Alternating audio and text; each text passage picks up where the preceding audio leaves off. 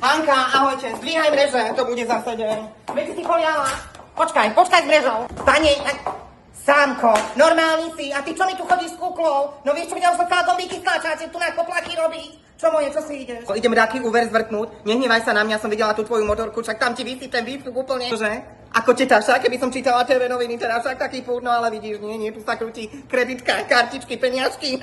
Ďalšiu vec, čo mám pre teba, počúvaj ma, perfektné poistenie, kolegyne, však, ako to voláme, pohrebko. Pohrebné poistenie, aj pre mladých, normálka, to netreba hneď tak morbíde brať, neber to osobne, ty jeden motorkár. Počúvame, ja ti ukážem, ako to funguje, čiže ideš si životom takto, šporkáš málo peňazí, máro, a potom nám vlastne takto vyjde, tu na to končí to sporenie, taký hrobček.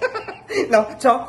No vidíš, takže chceš, bereme. Čiže vieme sa tam dostať potom. A, Hanka? Prepáčte, teraz musím dvojité overenie, overiť podpisy.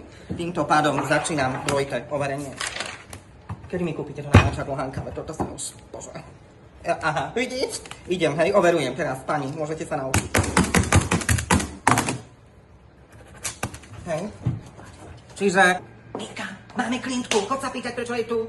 Nebuď introvertná, Mirka, to, že si začiatočník.